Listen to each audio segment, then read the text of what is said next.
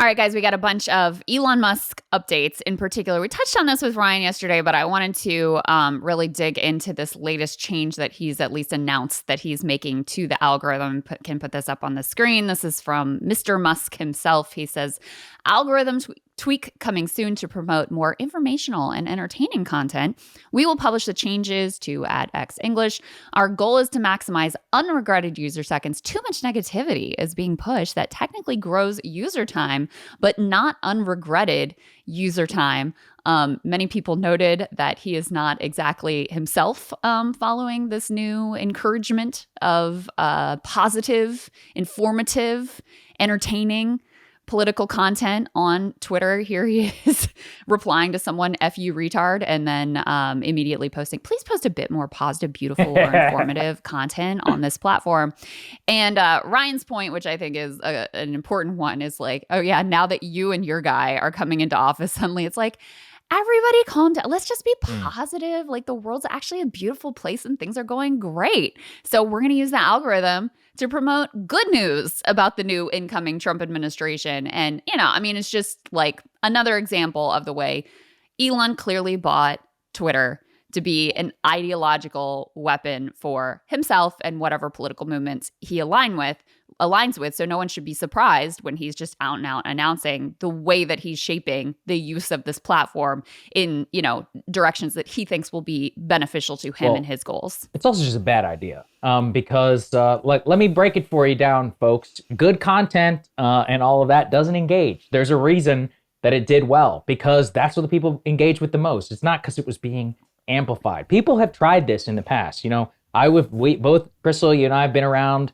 long enough to have seen algorithms when they were untweaked way back in the day, the before times. And actually, I would say it was even crazier and more chaotic then in terms of what when real quote unquote free speech and all that would reign. There was some crazy shit that was going around on Twitter, on Facebook. I don't know. I don't know that my Twitter timeline has ever had more actual Nazis in it with the amount of engagement that they have as it does right now. That's only because they're pushing it to you. But again, that actually kind of shows what I'm saying, is that they're pushing it to you because they want to piss you off and make sure that people are engaging with that. I remember, when ISIS had free reign on the internet and all of that. These were crazy times.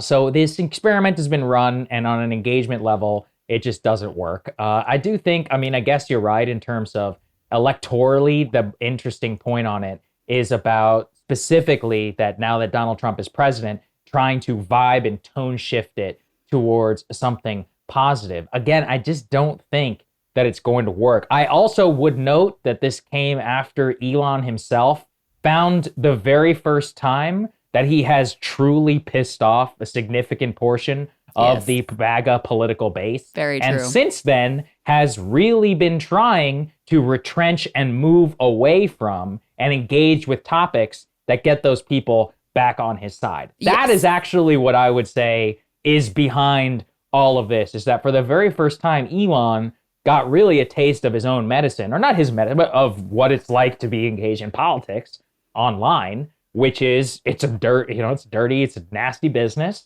You took a position, you insulted a significant portion of the people who voted for the political party and for the candidate that you pushed, who happened to just disagree with you on a policy. You call, what did he say? They're idiots or mouth-breathing morons or something like that. He said many things about them, for disagreeing with them on H-1B policy. And then all of a sudden he's like, oh, well, we just need to be positive. And it's like, well, does positive mean unlimited H-1Bs for the Tesla company? I think it might be. Yeah, his ego was clearly bruised in that fight. Exactly. And Vivek, what's happened to the guy? Where's he been? No one's seen him since he said white people are lazy. It's like, Vivek, where are you out there somewhere? It's been a while. Quiet. We haven't heard from you. Where's the truth, Vivek? Tell us more about Boy Meets World and Saved by the Bell. I was dying over that. Oh, did you see the clip of him literally in October? So we're talking 3 months ago, saying the polar opposite thing about H-1Bs.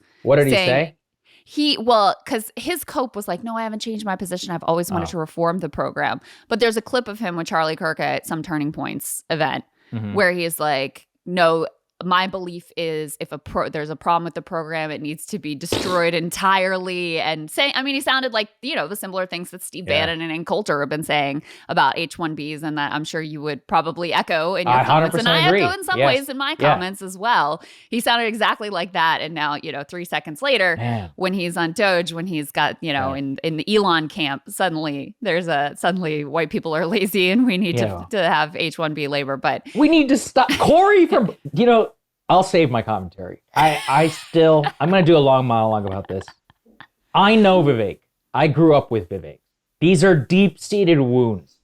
Some of us went one way, others went the other way, wanted to venerate the math Olympiad. That came out, actually, that this was a deep-seated wound. Oh, it's obvious.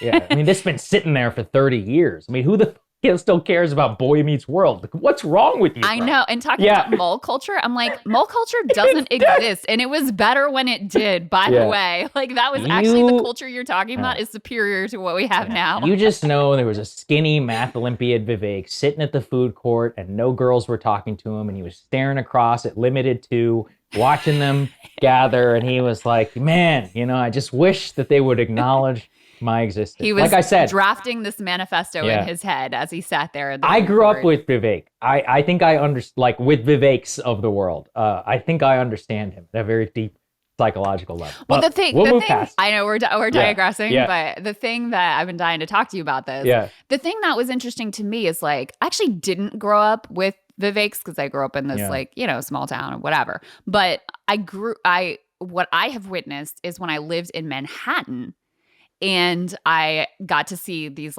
wealthy elites and the way they raise their kids.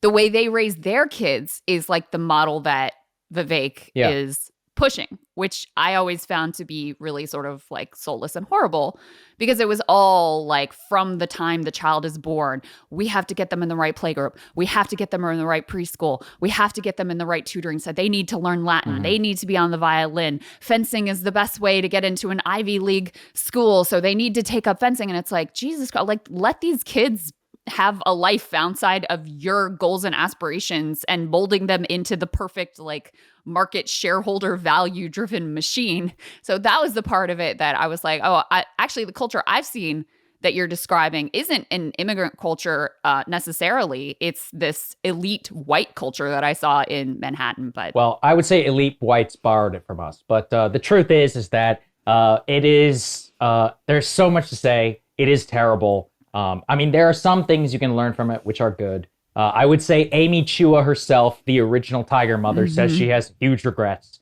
about the way that she raised her kids. Interesting.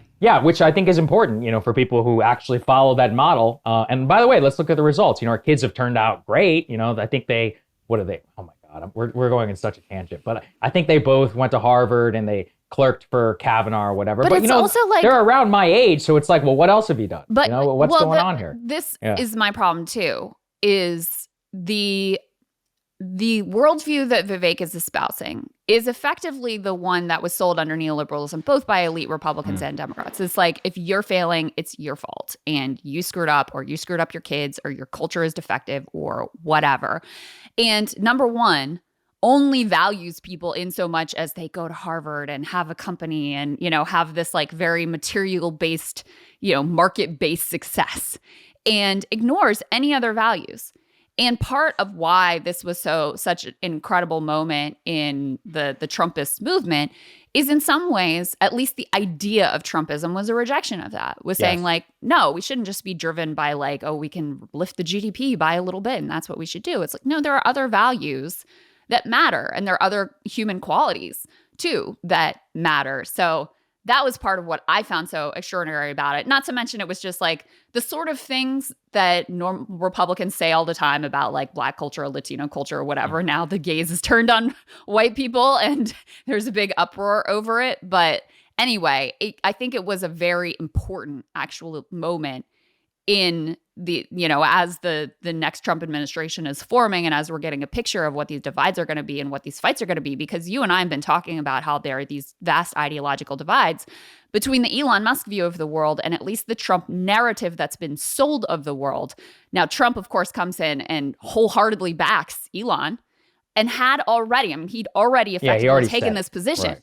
So, it wasn't new, but it is in some ways it illustrated how that position is directly contradictory to the narrative that he has sold of the world and that has made him such a Well, political it'll success. also really manifest for what we're tracking right now is the Republicans are on track to try and get a major bill through Congress by April. One bill or two. They haven't decided yet which one it is, which is going to include immigration, taxes, and I think there's a third one. Tariffs. So it's going to include three of the most Now, here's the big question. What is Donald J. Trump's White House going to push, which is going to include in that bill? Because the Republican Party currently, as is constituted in Congress, spans the gamut from we need unlimited legal migration, including a massive expansion of H-1B, to immigration moratorium like where I am, and all kinds of stuff that's in the middle. Now, it's going to be some sort of quote unquote compromise. We have no idea what that looks like. But is Donald J. Trump, for example, going to side, with the Fortune 500, not just rhetorically, but be like, no, I won't pass a bill that doesn't include uncapped H-1B country quotas? These are all like actually interesting questions. But yes. Yeah, that's a way of bringing this back. Because, all right. Well, let's get this back. We'll get to Elon Musk because we actually have another block where we're going to talk about H-1Bs as well with regards to Bernie, but we just couldn't wait to dive into this topic because it is such a fascinating one. But the other thing that Elon is doing on Twitter is apparently he's introduced these sort of like, I don't know, social credit scores that indicate, like if you go on Twitter, you're a Twitter user, and you ask Grok, what is my X score? It will tell you, and then it will give you some indication of like, well, you're doing okay, but your content is just like not that engaging or whatever.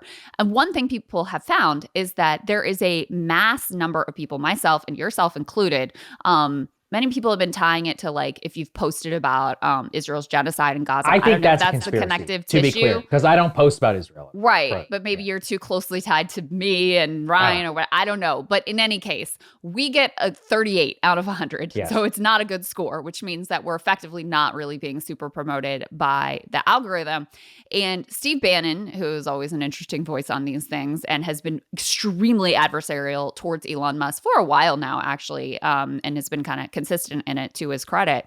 He weighed in and described these as effectively communist social credit scores. Let me just see where, let me pull up this video and start a little ways in so you can hear Bannott's comments about this. This is the danger of the guy. This is the CCP. This is a social credit score. This is what he's gone to. He's got a glass jaw. He can't take, because of the autism or where he's on the spectrum. He's clearly not. He's got the maturity of an 11-year-old. You can tell that. But it's obvious. He can't take criticism. One of his weaknesses is that he needs to be loved. He needs the masses to love him. You can tell he's on the stage. He needs that glory.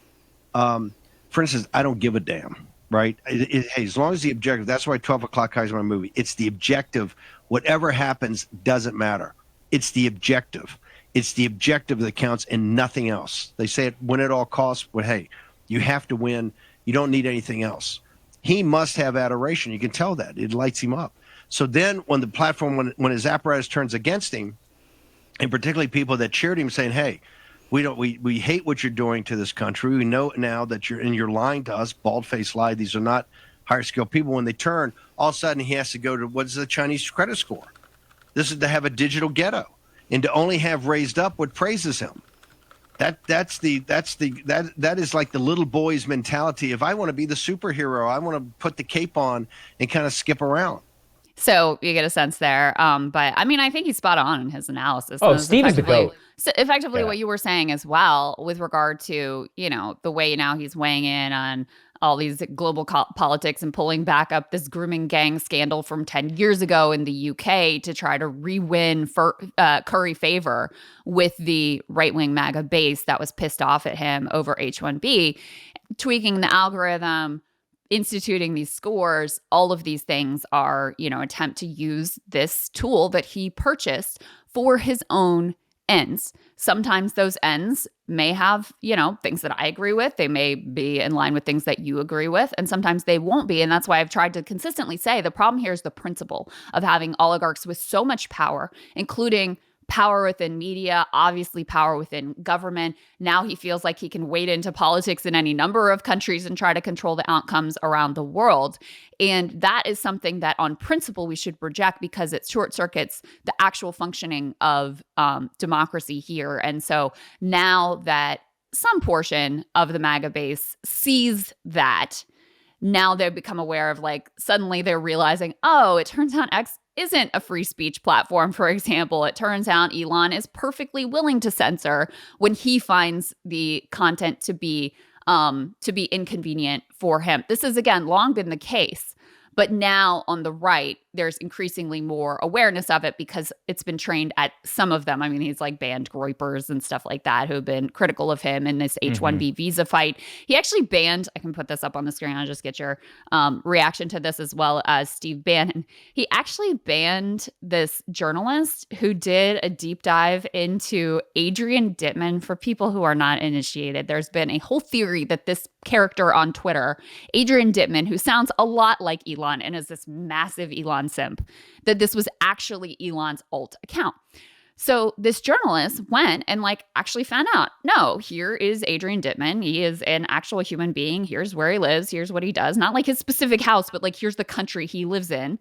And Elon apparently banned this journalist for revealing the truth about Adrian Dittman. And I guess the theory is quote unquote doxing, but it seemed like a perfectly legitimate journalistic enterprise. And again, it's not like this journalist posted Adrian's house or, specific address or anything of that nature. So anyway, it's kind of wild, especially because you would think that he would be happy that the truth about this was exposed. But I guess he kind of liked the game of people thinking that Adrian was him or whatever. I don't know. Look, Elon is like a king. He's like a capricious monarch. So actually, I think Curtis Yarvin, I heard him say this. He's like, the law applies equally to all citizens except for the king. So if you come with the king, then the law no longer applies. And I mean, I think that's basically accurate. For those who wanted Elon to be, I think I've always been pretty clear-eyed on the show as to what Elon is exactly. For the rest of those, sorry to burst your bubble. Nobody's perfect. Nobody's ever going to be, some great selfless hero. Elon's in this game, and also look, I mean, in the H-1B thing in particular, that might be the single biggest threat, if there was a restriction to the Tesla business. Tesla right now is not doing that well. Their stock has popped, but they have major problems going into this year with sales, and they've had this price cut strategy and others. Right now, the stock, which has significantly put pressure on them to deliver and to have all these promotions and other things. A lot of the great, original sales of the company and the hype surrounding that, on top of Elon himself, his personal image has been starting to show in some of their sales data. This is from literal Wall Street people that I've read who are analyzing the stock. So H-1B and keeping labor costs and all of that down is actually vital to Tesla, the company. Also to SpaceX, by the way. Which are, miraculously two companies which heavily rely on what? Engineers, and on keeping and making sure that the talent of all of that is paid as little as possible. Well, miraculously, of course, he's going to use his tremendous wealth and his control of this platform to protect what is the most vital part of his entire net worth, which is the stock of Tesla. So I think people should also be very clear-eyed where all of that is. There have been times where Elon, sometimes Elon will act in such a way which is beneficial to, whatever. But at the same time, let's not forget where all of these people's bread is buttered. This applies to everybody, to Zuck, to Elon, to Jeff Bezos, to Tim Cook, and all these other folks. I mean, what I do at least appreciate about this is that for years, so many of these people wanted to claim that their company's success and future and all of that is wholly, divorced from the United States government. But what you are obviously seeing in real time is that the policy of trade, the policy of tax, the policy and foreign policy of the United States government is the actual major determination of a lot of these companies' success and the opening of trade to China. I mean, why do you think Tim Cook has given $1 million to Donald Trump's inauguration fund? Out of the goodness of his heart, or because China is their number one market for iPhone and they're already having problems. Why do you think so many of these people are, Amazon, one of the companies most susceptible to tariff pressure is going to be Amazon, because half the shit people buy off of there is not even half, probably more, is made in China crap. True. The lithium that is in a Tesla battery, Giga Shanghai, one of the largest producers of Teslas in the world, is located there. All of this, I could go on forever. Well, and I'm sure you took note too that in this whole like spending fight, which Elon and Vivek postured like, oh, this is so principled, blah, blah, blah. One of the things that they got pulled out of the original bill was restrictions on high-tech investment in China. That's which right. I'm sure that was the most important part of this fight for Elon when he saw that and was like, oh, well, we can't have this. So let me throw a fit about these, and try to create an ideological point that conservatives can agree with in an effort to strip this out of the bill. And lo and behold, it's stripped out of the bill, and suddenly he likes the bill and the bill passes. So yeah, he has his own ideological and personal self-interest goals, and everyone needs to keep their eye on that ball. At the same time, we covered yesterday with Ryan the whole like going after Keir Starmer and bringing back up these grooming gangs from 10 years ago. Horrific scandal. Like, I don't want to minimize it, but it was a decade ago. There have been, lots of reports analyzing what happened. And actually the criticism is that the recommendations of those reports have not been implemented either under Keir Starmer or under the previous conservative administration. But, it's pretty clear what's going on here in terms of him trying to rescue his own reputation with MAGA, not to mention, the other side of it is he gets to meddle in another country's politics and see how it goes for him there, and see if he can get an administration that's more friendly to him there as well. So the latest in this battle is he says this on X. He says America should liberate the people of Britain from their tyrannical government. Yes or no? Shit posting. But anyway, I would say yes. This. I don't know. I have a very soft spot for the UK. I know you love the UK. I love the UK. So you take the UK, but not Canada. Oh, absolutely. The seat of our culture, the seat of Anglo culture. We owe it to a lot of them. My own history, my background. My wife is Irish too. We've all been colonized by the British, but then we came to America.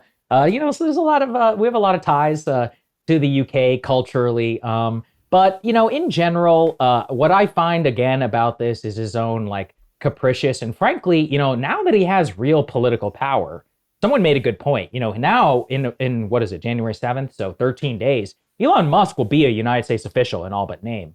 He effectively will be like an envoy of Donald J. Trump, whether he's appointed by the U.S. government or not. Going out and interfering in the internal politics of the UK, specifically with an ideological movement like Nigel Farage here, calling for Nigel Farage, saying he doesn't have what it takes to be reform leader. I mean, that is one of the most insane statements I've ever heard. Nigel Farage is almost single-handedly responsible, not only for reform, but for being the OG on Brexit, for calling so many of the anti-EU forces, for coalescing the criticism of the conservative and liberal governments, and of being anti-neoliberal itself. I mean, this is like, I don't know, I can't even think of a comp here honestly, the comp would be saying Donald J. Trump doesn't have what it takes. Like, are you serious? This is one of the most important political figures in UK history. And like, to say he doesn't have what it takes whenever he was responsible for building this thing out of nothing,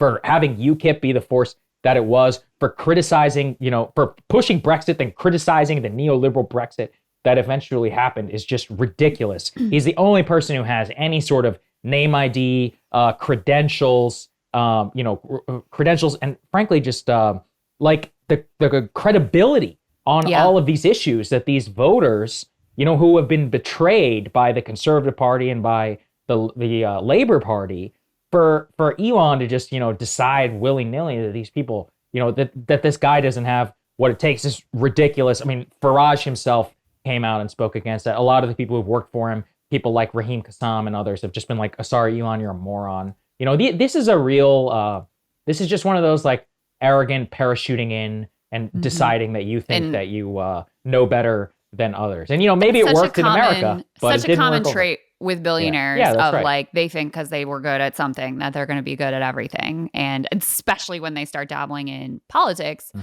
But yeah, I mean, in America, sure, it worked because he gave $250 million to Donald Trump, and guess what?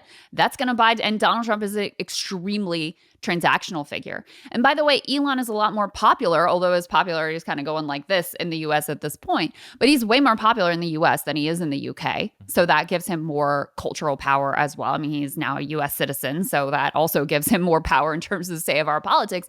He's a foreign national just popping into UK politics and trying to tell them what's what. Farage is in a position where he thinks he could achieve, potentially, and his party could achieve real power.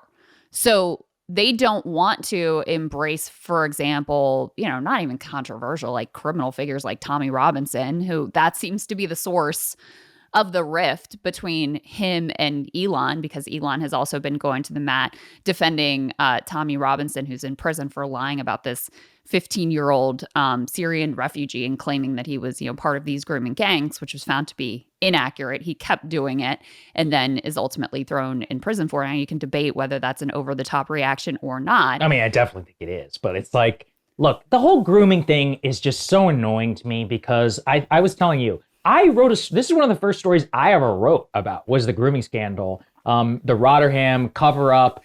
So much of what has happened there. It was, by the way, a lot of people don't know this, but one of the precipitating things that actually influenced Brexit and was one of those issues which was a sleeper with the British working class about immigration and about the refugee crisis, as we also saw with serious rape allegations and cover-ups, for example, in Germany and Sweden and elsewhere. You can debate that if you want to, but I'm telling you that it was very important. The thing is with Elon is kind of came out of nowhere. Well, it's just disgusting to pretend like you care about an issue when you only came to it because you think it serves your own personal ends. That means you don't actually care about it, right? Yeah. And for, Barry Weiss, who's now writing articles about it on her website, you only care about this now, 10 years later, because you want to use these people and their horror to make a political point. And that really is actually grotesque. It actually is disgusting to use it as a cudgel and displays that you don't actually and aren't actually serious about the issue. The other thing that's happened here that I wanted to quickly get to is a bunch of European leaders now reacting. You've had Emmanuel Macron weighed in. Let me get rid of that. There we go. Emmanuel Macron joins growing criticism of Elon Musk in Europe. He's added his voice to a growing chorus of European criticisms of Elon Musk, joined the Norwegian and British prime ministers and a German government spokesperson on Monday in responding to a barrage of hostile posts by Musk. Macron said specifically, 10 years ago, who would have imagined that the owner of one of the world's largest social networks would be supporting a new international reactionary movement and intervening directly in elections, including in Germany. You also had the Norwegian leader saying, I find it worrying a man with enormous access to social media and huge economic resources involves himself so directly in the internal affairs of other countries. This is not the way things should be between democratic allies. In Germany, they had similar comments saying hands off our democracy was one of the comments here. So there's a huge backlash among European leaders who, of course, feel like, they want to learn some of the lessons from what happened here and the level of influence that Elon Musk has. The UK is moving to potentially block some of the contributions that he could theoretically make through a corporate entity into British politics so that they, don't have the same level of corrupting influence of money that we have had here as well. And also the Europeans are more open to the idea of we could just ban the platform. We could just take a harder line in terms of allowing Twitter, our citizens to have Twitter access at all. So I think those are all things on the table now that Elon has made it quite clear he wants to use Twitter as a weapon of, Ryan called it a weapon of regime change in these various countries. Now, whether he'd have the same success in these countries as he has here is an open question. But clearly, when you're talking about the richest man on the planet, he's going to have some influence. He's going to have some sway, especially when he has this very powerful social media platform. Yeah, look, I don't think the UK should ban Twitter or anything else. I don't think that, I think the EU is way too censorious. The Germans and others, too high-handed. People know of my disdain and hatred for Europe.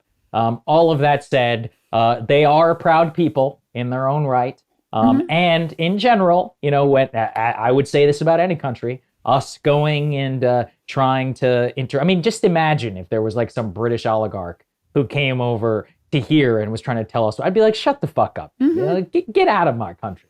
Look, the UK and Germany and others, as beaten down and ridiculous as some of their populations may be from time to time, they themselves are a proud people with their own long history, and I would not personally recommend it. I would never, you know, have the gall to go to the UK and be like, Nigel Farage, you don't have what it takes. You know, when you're a guest or something else in another country, I think you should act that way. And especially now for Zuckerberg, for Elon, and all of these other folks. I mean, this is part of the problem that they've always had. These are not just American companies, they're global. I mean, you know, Meta has 3 billion daily active users. The United States population is only 330 million. That means that the vast majority of their user base is foreign. You have the same thing with, I think, with Twitter, it's still a bit more skewed, but, you know, they have a very large percentage of the user base and others. So, you know, you also need to tread lightly. And this is also probably some of the problems that they themselves have faced. We'll see how it works out. I honestly have no idea. Yeah. All right, let's go ahead and get to Mark Zuckerberg and what he's up to.